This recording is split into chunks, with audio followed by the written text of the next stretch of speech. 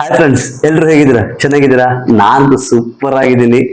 ದಿನ ಹೋಟ್ಲ್ ಊಟ ಮಾಡಿದವನಿಗೆ ಒಂದಿನ ಮನೆ ಊಟ ಸಿಕ್ಕಿದ್ರೆ ಹೆಂಗಿರುತ್ತಲ್ವಾ? ಹೌದು, ಬಹಳ ದಿನದ ಮೇಲೆ ಮನೆಯಿಂದ ಊಟ ಪಾರ್ಸಲ್ ಬಂದಿದೆ.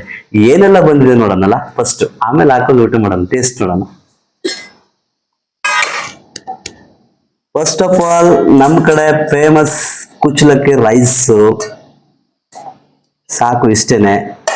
ಆಮೇಲೆ ನಮ್ಮೂರಲ್ಲಿ ಒಂದು ವಿಶೇಷವಾದಂತ ಬಳ್ಚು ಸಿಗುತ್ತೆ. ಬಳ್ಚು ಇದನ್ನ ಕಪ್ಪೆ ಚಿಪ್ಪು ಅಂತಾರೆ.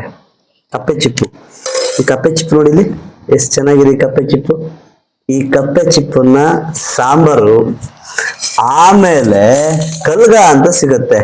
ಮುತ್ತು ಮುತ್ತು ಅಂತೀವಲ್ಲ, ಸಮುದ್ರದಲ್ಲಿ ಬೆಳೆಯೋ ಮುತ್ತು, ಇದೇ ಮುತ್ತು.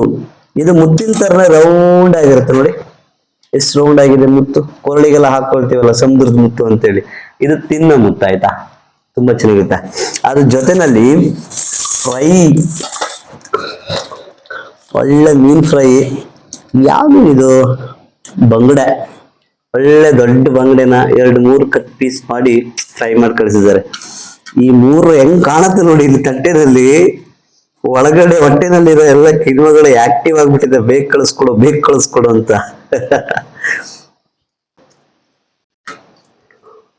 ಈ ಒಂದು ತುತ್ತು ಅನ್ನನ ಈ ಸಾಂಬಾರಲ್ಲಿ ಕಲಸಿ ಬಾಯಿ ಇಡ್ತಾ ಇದ್ರೆ, ಇದ್ರಲ್ಲಿ 2 ಮಿಕ್ಸ್ ಇದೆ. ಏನ್ ಗೊತ್ತಾ? ಅಮ್ಮ ಮತ್ತೆ ನನ್ನ ಹೆಂಡತಿ ಇಬ್ರು ಸೇರ್ ಮಾಡಿರೋದು ಇದು. ಒಬ್ರು ಸಾಂಬಾರ್ ಮಾಡಿದ್ದಾರೆ, ಒಬ್ರು ಮುತ್ತಿನ ಸುಕ್ಕ ಮಾಡಿದ್ದಾರೆ. ಮುತ್ತಿನ ಸುಕ್ಕ ಯಾರು ಮಾಡಿರೋದು ಅಲ್ವಾ? ಜೊತೆಗೆ ಇನ್ನೊಬ್ರು ಫ್ರೈ ಮಾಡಿದ್ದಾರೆ. ಸೂಪರ್ ಆಗಿದೆ. ಸೂಪರ್. ಯಾರಾದ್ರೂ ಕರಾವಳಿ ಕಡೆ ಬಂದ್ರೆ ಬಳ್ಚಿನ ಸಾರು ಅಂತ ಕೇಳಿ. ಬಳ್ಚಿನ ಸಾರು ಅಂತಾರೆ. ಕರಾವಳಿ ಕಡೆ ಬಂದ್ರೆ ವಿಶೇಷವಾಗಿ ಸಿಗುತ್ತೆ ಈ ಬಳ್ಚು, ಈ ಬಳ್ಚಿನ ಸಾರು.